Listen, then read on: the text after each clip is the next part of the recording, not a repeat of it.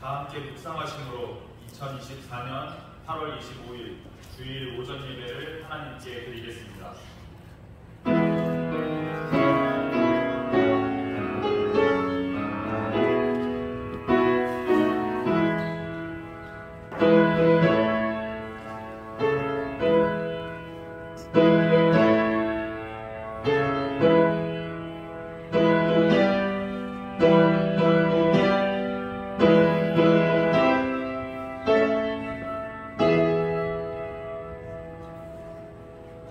거룩하신 하나님, 오늘은 주일을 맞이하여 성전에 나와 경배를 드립니다. 만민 중에서 택함을 받은 성도들이 하나님께 감사하게 하시며 나라 중에는 주님의 성호를 찬양하게 하옵소서.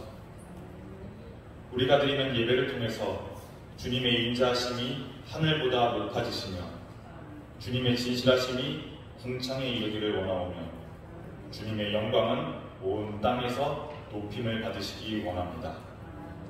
이 예배의 주관자가 되시는 예수님의 이름으로 기원하옵나이다.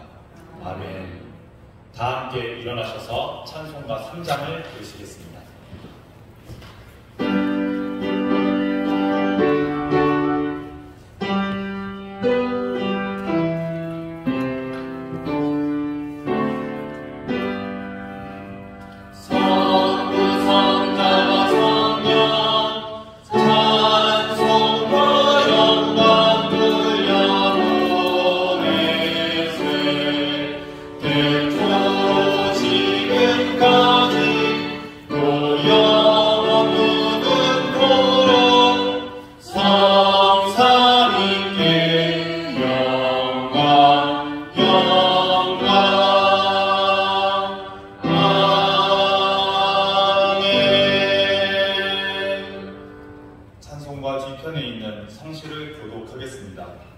찬송가 뒤편에 있는 교독문 35번 시편 84편입니다.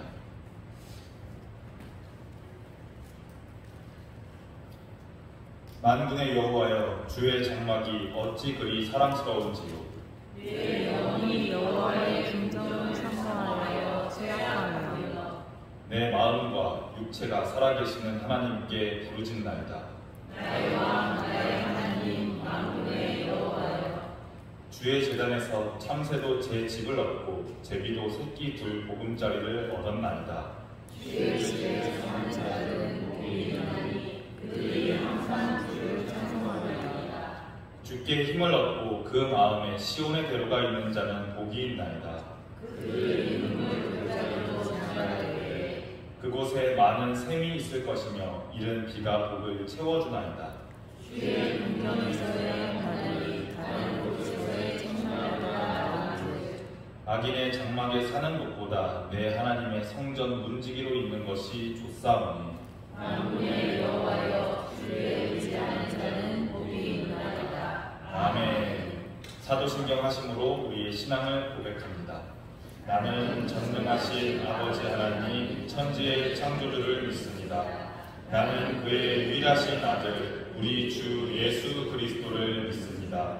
그는 성령으로 잉태되어 동정녀 마리아에게서 나시고 본디오 빌라도에게 고난을 받아 십자가에 못 박혀 죽으시고 장사된 지 사흘 만에 죽은 자 가운데서 다시 살아나셨으며 하늘에 오르시어 전능하신 하나님 우편에 앉아 계시다가 거기로부터 살아있는 자와 죽은 자를 심판하러 오십니다. 나는 성령을 믿으며 거룩한 공교회와 성도의 교제와 죄를 용서받는 것과 몸의 부활과 영생을 믿습니다. 아멘. 자리에 앉으시기 바랍니다. 찬송가 35장을 찬송하시고 이어서 강희민 집사님 예배를 위해 기도해 주시겠습니다.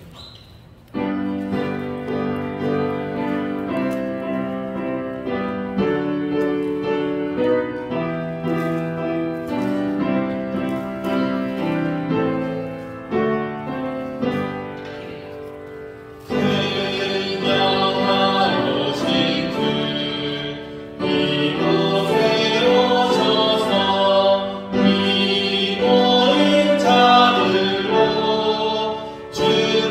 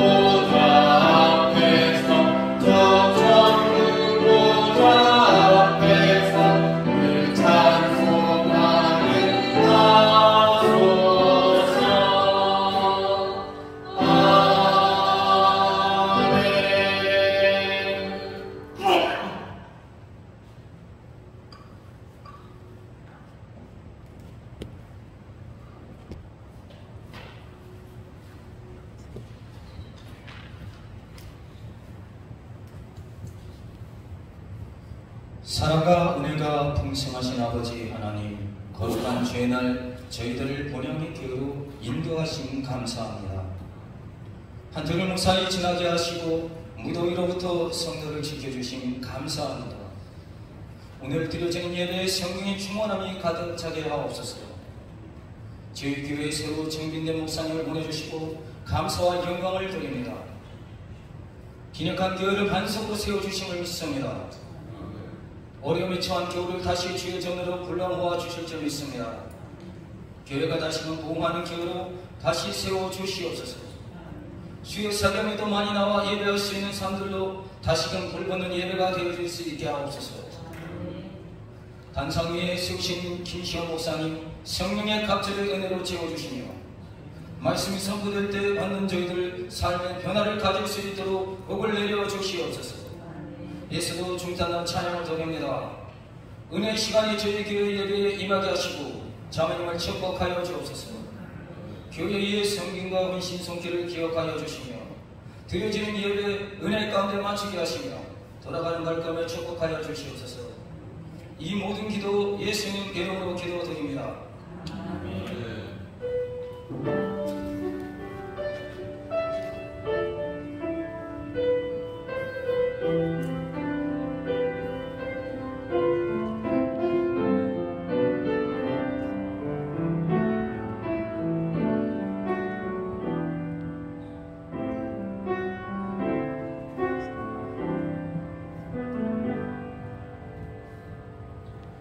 오늘 하나님께서 우리에게 주시는 말씀은 신약 성경에 있는 디모데전서 2장 1절부터 5절까지의 말씀입니다. 신약 성경에 있는 디모데전서 2장 1절부터 5절까지의 말씀입니다. 신약 337쪽에 있습니다.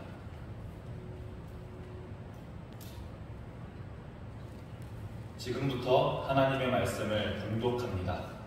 여러분들에게 하시는 하나님의 말씀을 경청하시기를 바랍니다. 이것은 하나님의 말씀입니다.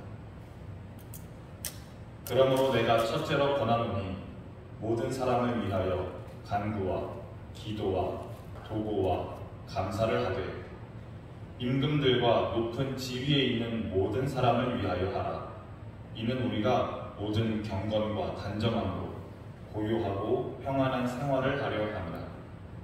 이것이 우리 구주 하나님 앞에 선하고 받으실 만한 것이니 하나님은 모든 사람이 구원을 받으며 진리를 아는 데에 이르기를 원하시느니라. 하나님은 한 분이시요 또 하나님과 사람 사이의 중보자도 한 분이시니 곧 사람이신 그리스도 예수라. 아멘. 에스더 중창단 찬양으로 하나님께 영광을 올려드리겠습니다.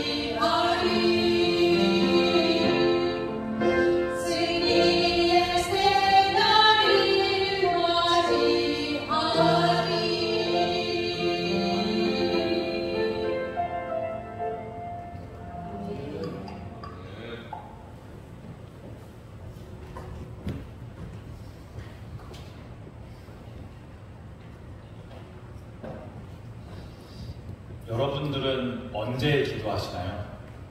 여러분들의 기도의 시간, 기도의 때는 언제일까요?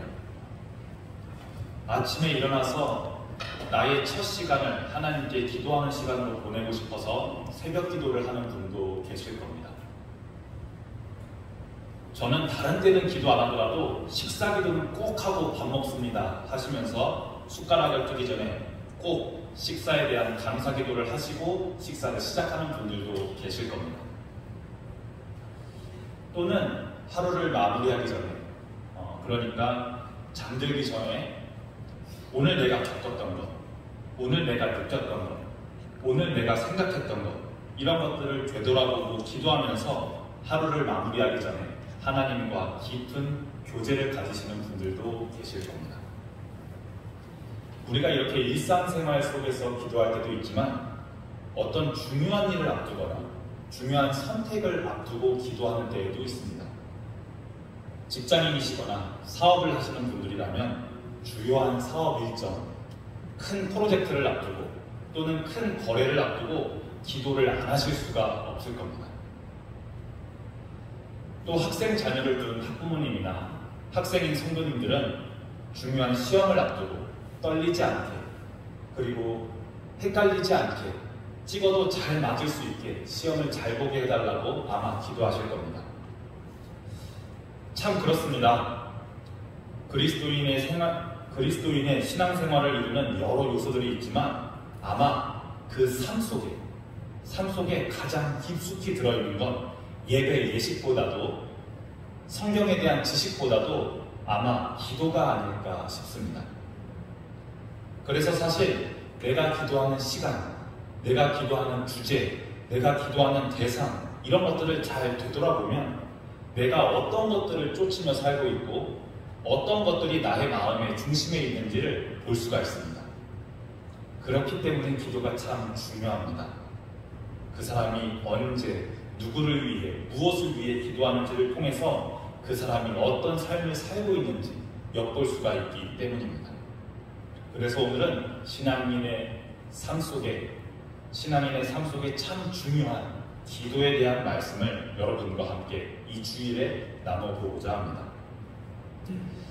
제자들은 예수님에게 묻습니다. 선생님, 저희가 어떻게 기도하는 게 하나님께 잘 기도하는 건가요? 기도는 어떻게 하는 게 다르게 기도하는 건가요? 이렇게 묻습니다. 그래서 예수님께서는 기도의 모범, 기도의 표본을 제자들에게 알려주십니다. 우리는 그 기도문을 주기도문이라고 부르는데요. 예수님은 이렇게 제자들에게 기도하라고 알려주셨습니다. 먼저 하나님을 찾고 하나님을 부르고 하나님의 이름을 높이고 하나님의 통치하심이 지금 우리가 살고 있는 이곳에 내가 살고 있는 이 땅에 임하길 기원하라고 말씀하셨습니다. 그리고 그 다음으로는 나의 일상생활로 우리의 일상생활로 눈을 돌려서 내가 지금 먹을 수 있고 나를 지금 움직이게 해줄 수 있는 음식 곧 물질을 위해서 기도하라고 말씀하셨습니다. 다음으로는 내가 나에게 잘못한 사람에게 똑같이 되갚지 않고 용서한 것처럼 우리가 지은 죄를 용서해달라고 요청하고 더 이상 시험에 빠지지 않게 구원해달라고 요청하라고 말씀하셨습니다.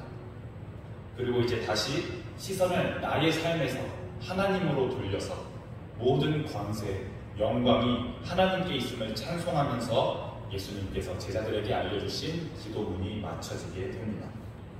이렇게 예수님께서 제자들에게 기도하라고 어떻게 기도하라고 알려주신 장면이 마태복음 6장과 누가복음 11장에 기록되어 있습니다. 이렇게 예수님께서 제자들에게 어떻게 기도하라고 알려주시는 장면이 마태복음과 누가복음에 기록되어 있다면 오늘 우리가 읽은 디모데 전서는 사도 바울이 디모데에게 이렇게 기도해라 라고 편지를 보낸 내용이 적혀있는 부분입니다. 사도 바울과 디모데의 관계는 혈연 관계는 아니지만 사도 바울이 첫 번째 전도 여행을 떠났을 때 디모데가 10대 청소년이었을 때 만나서 지금 교회 지도자로 세워지기까지 길러낸 정말 가까운 후배 교역자쯤으로 볼 수 있을 것 같습니다.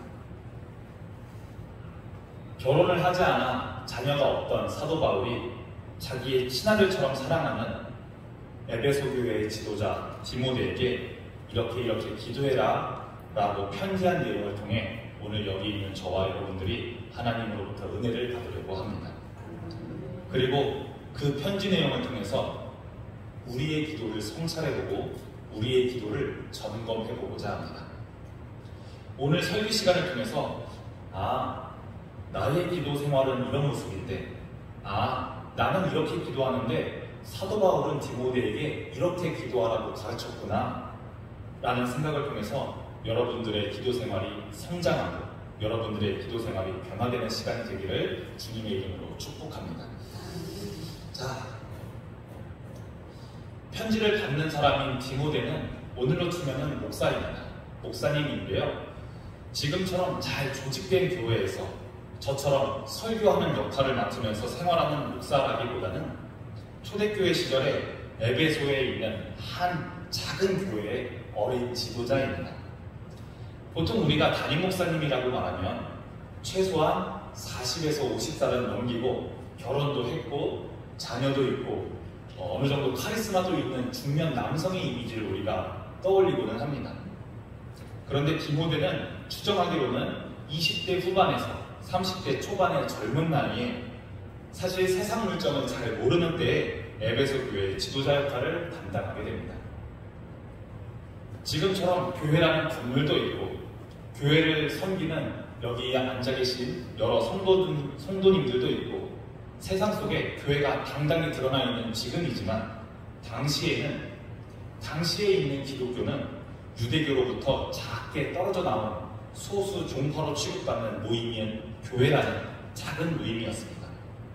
그리고 또 로마 제국으로부터 국가적인 핍박을 받고 있던 때였습니다. 그래서 지금처럼 저희 이제 주일 11시에 모여서 예배를 드리겠습니다. 이렇게 예배를 드리는 것이 아니라 국가의 감시를 피해서 핍박자의 감시를 피해서 몰래 어떤 집 같은 곳에 모여서 예배를 드리는 그런 상황이었습니다. 이런 상황 속에서 에베소 교회라는 교회 공동체를 담당하는 디모데는 너무 어린 나이입니다. 그래서 참 세상의 시선으로 보면 교회의 지도자가 되기에는 적격하지 않다고 말할 수 있는 게 사실입니다. 하지만 디모데의 마음의 중심과 디모데가 어머니로부터 물려받은 신앙의 유산을 통해서 잘 교육받았음을 알고 있는 사도 바울은 그럼에도 불구하고 에베소 교회에 디모데가 참 필요한 사람이라고 생각했습니다. 그래서 어린 나이에도 불구하고 디모데에게 에베소 교회의 지도자라는 자리를 맡기게 됩니다. 왜 이럴 수밖에 없었냐면 당연한 이야기처럼 들릴 수도 있겠지만 에베소 지역은 예수님을 모르는 사람들로 가득 차 있었습니다. 또한 디모데 전서를 기록했을 때 바울 나이를 60대 후반에서 70대 초반으로 추정하고 있는데요. 더 이상 바울에게 남아있는 시간이 그렇게 많지 않기 때문입니다.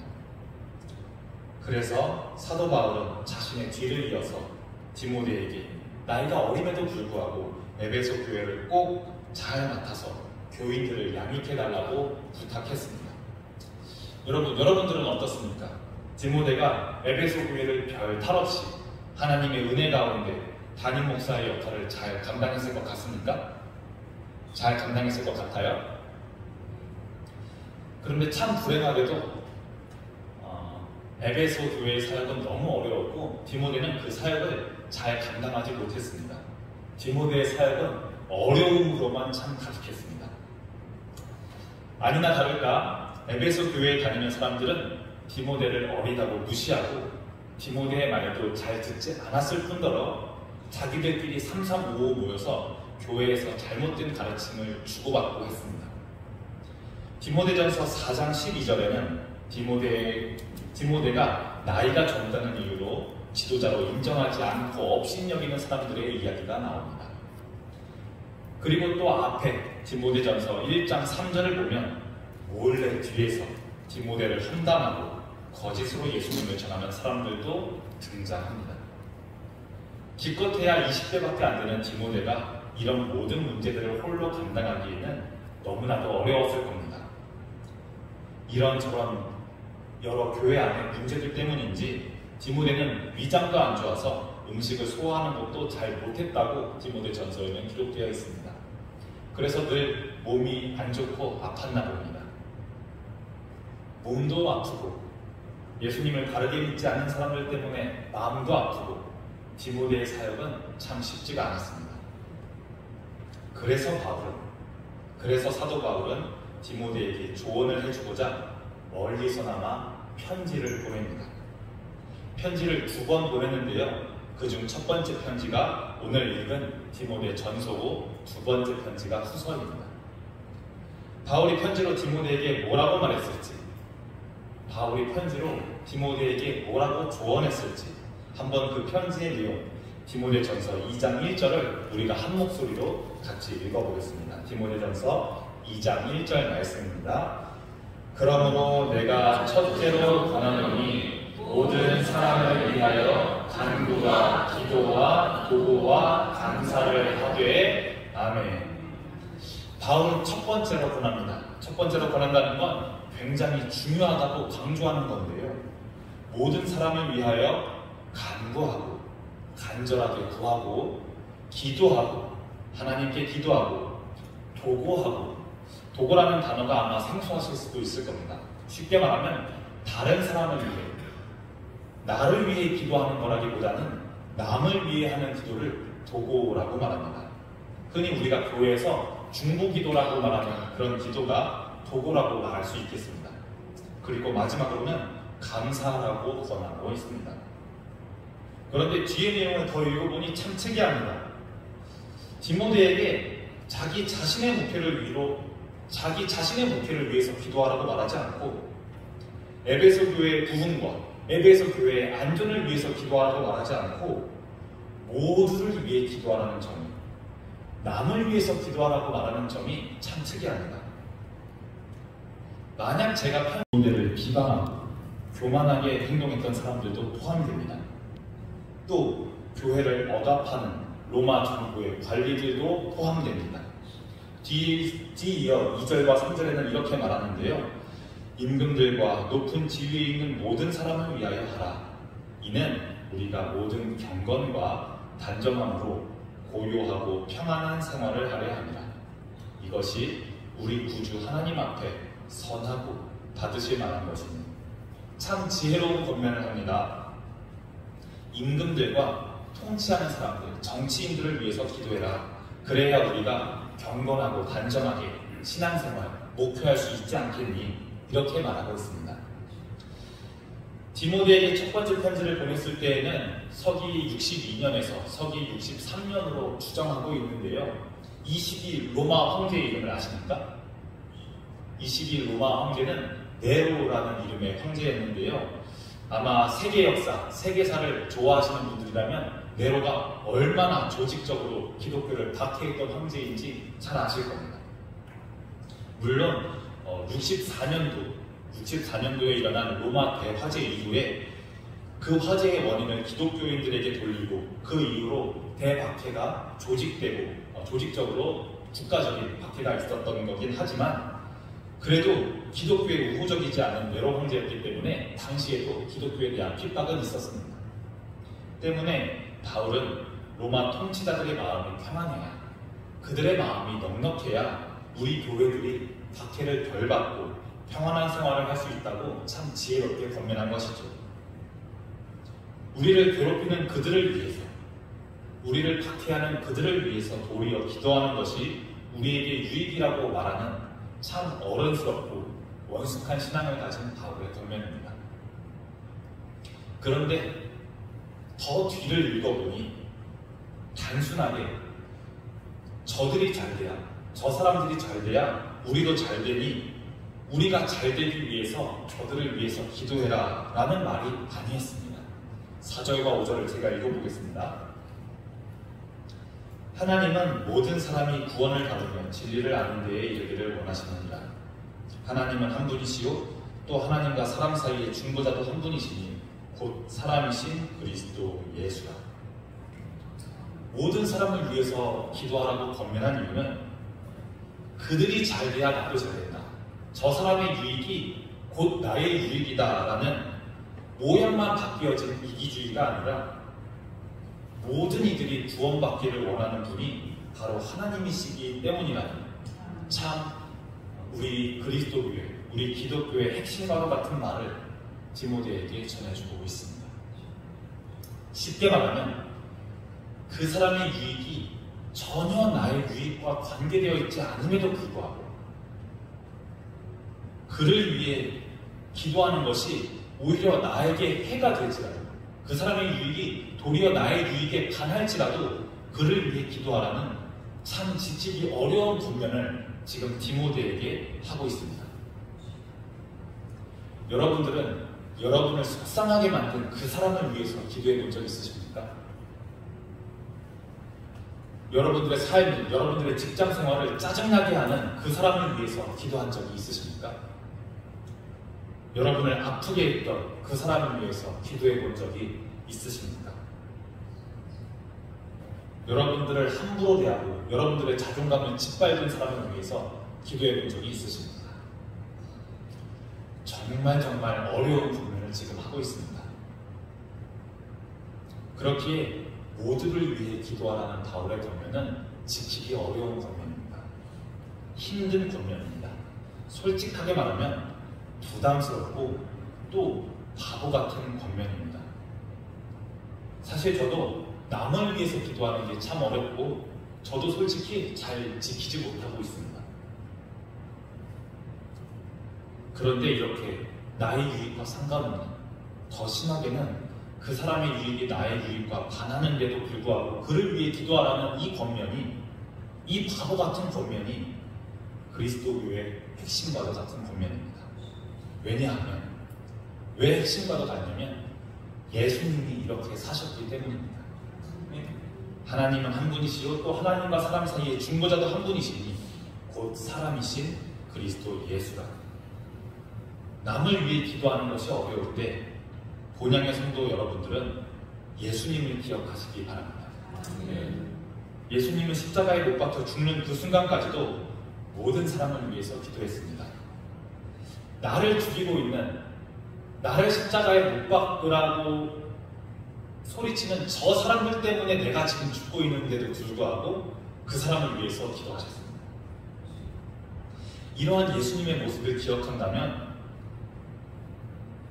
비록 죄인인 우리들이 나를 위해 기도하는 것을 넘어서 모든 사람을 위해 기도할 수 있는 힘을 얻게 될 수 있을 거라 믿어 의심치 않습니다. 이제 말씀을 마치려고 합니다. 디모데 전서라는 편지를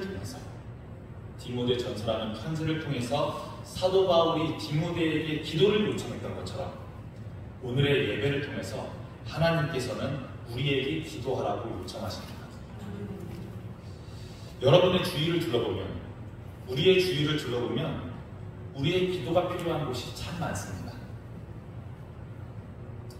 아마 처음에는 다른 사람에게, 나 말고 타인에게 무엇이 필요한지, 그 사람에게 어떤 어려움이 있는지 그것을 굳이 찾아내서 기도하는 게 처음엔 어색하실 수도 있고 누군가에게는 하기 어려운 일일 수도 있을 겁니다. 제가 지금 말씀드리고자 하는 건 저도 포함한 본향의 모든 성도님들에게 내주고 싶은 숙제와도 같은데요.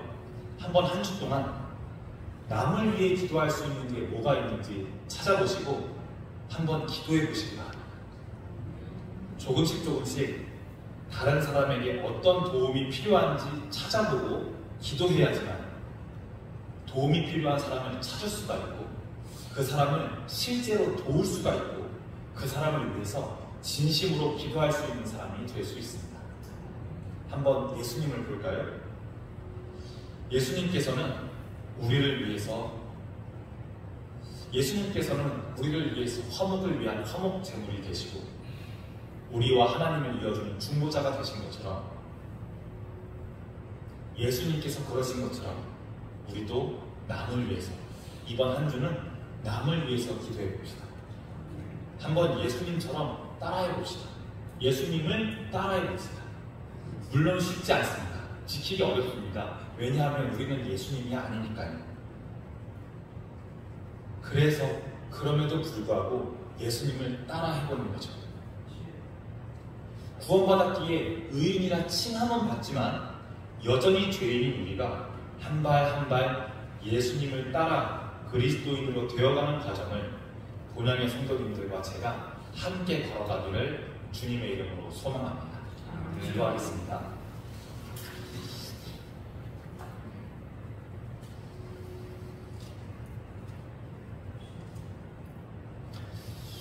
하나님, 우리가 어려움을 겪을 때 함께 하시며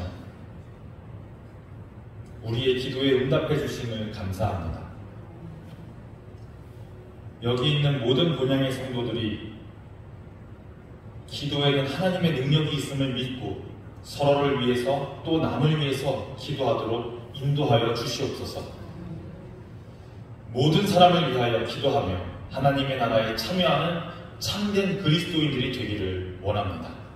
예수님의 이름으로 기도합니다. 아멘.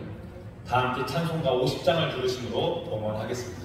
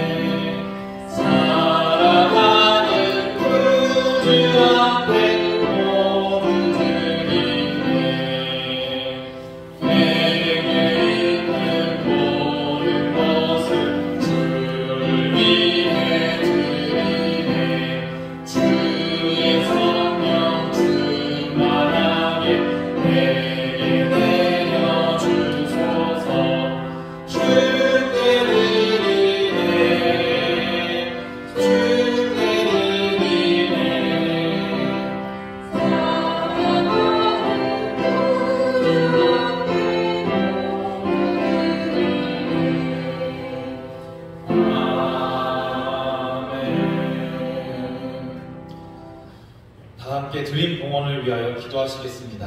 하나님 아버지 감사합니다. 오늘 본향교회 성도들이 하나님께 예배를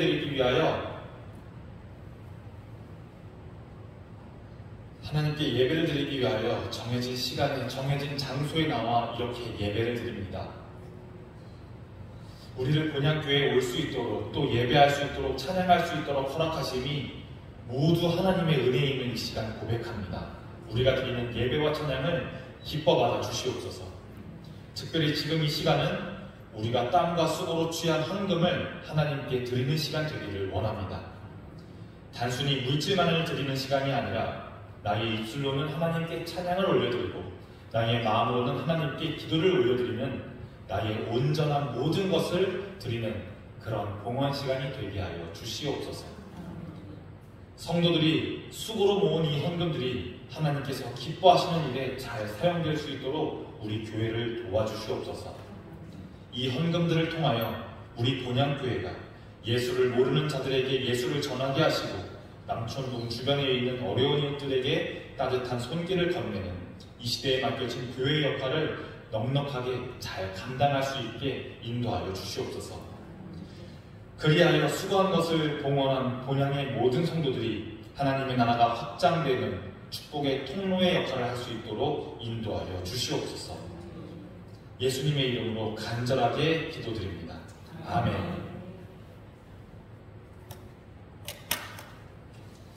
네, 지금은 교회 소식을 전하는 시간입니다. 중요한 교회 소식 전해드립니다. 주보를 참조해 주시면 감사하겠습니다. 다음 주부터는 봉헌 방식이 변경될 예정입니다. 예배를 드리기 전에 저기 가운데 통로 뒤편에 있는 봉헌함에 기도하는 마음으로 하나님께 드리는 마음으로 예배를 드리기 전에 교회에 오시면서 봉헌하시기를 바랍니다.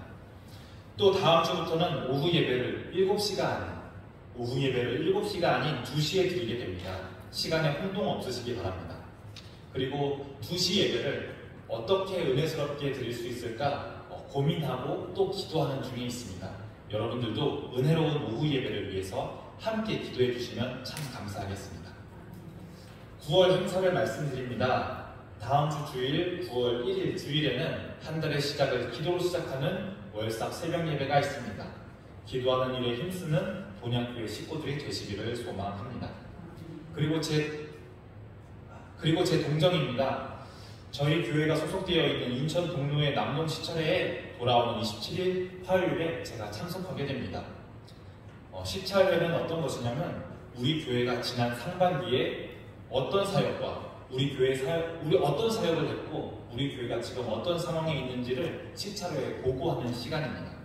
가서 여러 선배 목사님들께 잘 배우고 와서 우리 교회의 사역이 더욱 풍성할 수 있도록 배울 수 있는 좋은 기회가 될 수 있도록 함께 기도해 주시면 감사하겠습니다.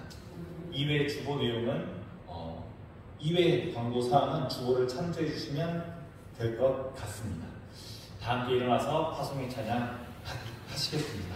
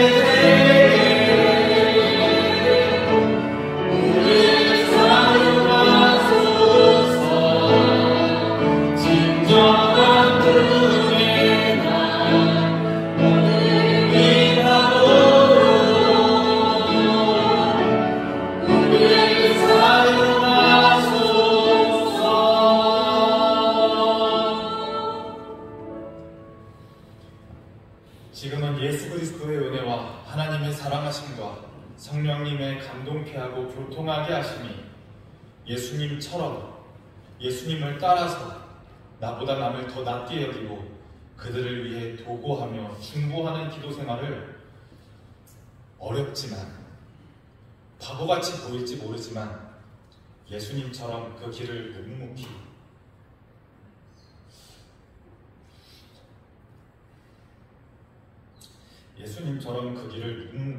천천히 걸어갈 본향교회의 모든 성도들과 그들의 가정과 그들의 삶 가운데 날마다 또 순간순간마다 영원히 함께 하실 것을 간절하게 축원하옵나이다.